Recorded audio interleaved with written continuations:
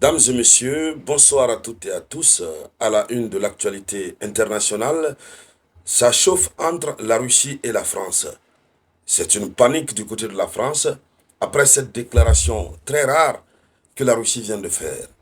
Et il faut dire que, évidemment, la Russie n'a fait que répéter ce qu'elle a eu à dire par le passé concernant l'attitude des pays alliés à l'Ukraine. La Russie a déclaré que la France est en guerre contre la Russie. Et la Russie va donc tirer toutes les conséquences possibles de cet engagement français contre la Russie. Mais ce sont ces propos que la France ne veut pas entendre. Le ministre des Affaires étrangères français, Jean-Noël Barrot, a réfuté. Il a essayé de faire comprendre que la France n'est pas en guerre contre la Russie, mais la Russie a démontré par A plus B, à travers le soutien que la France apporte à l'Ukraine, que la France est évidemment en guerre contre la Russie. En tout cas, les Russes voudraient que les Français se préparent, puisque depuis un certain temps, nous avons vu Emmanuel Macron monter au créneau, commencer à dire qu'il faudrait vraiment se battre contre la Russie, qui se trouve être, selon lui, le monstre de l'Europe. Il faut abattre ce monstre avant que ce monstre s'attaque à tous les États de l'Europe. Nous avons d'ailleurs vu à l'occasion Emmanuel Macron convoquer un conseil de guerre. Il a convoqué ses amis de l'Union européenne. C'est la raison même pour laquelle les 4 E ont vu le jour, c'est-à-dire les 4 Européens, Londres, Paris, Bruxelles, hein, et quel autre pays, hein, et la Pologne. Donc, la France veut s'engager, a décidé de s'engager dans une guerre contre la Russie, mais cette France ne veut pas reconnaître qu'elle est engagée dans une guerre contre la Russie. Alors, l'annonce de l'effectivité de l'entrée en guerre de la France contre la Russie a été faite par le puissant ministre russe des Affaires étrangères, Sergei Lavrov. Et qu'est-ce qu'il a dit concrètement? Et de l'autre côté, on nous annonce que la Russie est en train de préparer une grande offensive cet été. Une grande offensive est en préparation. La Russie veut terminer sa mission. Alors, dans le cadre de cette vidéoconférence, ce sont de ces deux éléments que nous allons parler. Mais avant de continuer, je vous demande humblement de partager la vidéoconférence. Il faut la partager au maximum dans tous les groupes possibles. Mettez beaucoup de j'aime. Mettez beaucoup de j'aime. Voilà. N'oubliez toujours pas de cliquer sur s'abonner. Si c'est votre première fois de tomber sur mes vidéoconférences, cliquez sur s'abonner. Cela vous permet de ne plus rater l'actualité. Alors, selon l'information officielle, le ministre des Affaires étrangères, Sergei Lavrov, a fait la déclaration lors d'une conférence de presse conjointe avec son homologue turc, qu'on appelle Hakan Fidan.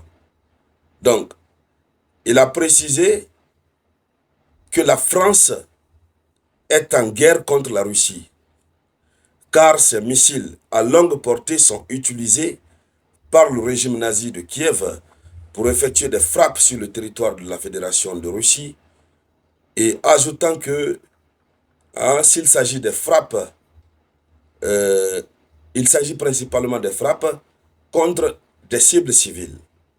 Donc c'est la précision qu'il donne. Mais auparavant, le ministre français des Affaires étrangères, Jean-Noël Barrot, avait déclaré que la France n'est pas en guerre contre la Russie. Voilà. Il dit que la France n'est pas en guerre contre la Russie. Mais la France soutient quand même son allié qui est l'Ukraine. Il faut aider l'Ukraine, etc., etc. Vous voyez une telle contradiction? Que la France n'est pas en guerre contre la Russie. Mais le pays qui est en guerre contre la Russie, la France soutient ce pays. La France va jusqu'à donner des armes à ce pays et puis demander à ce pays de frapper en profondeur la Russie. Mais pourquoi la France refuse de s'assumer?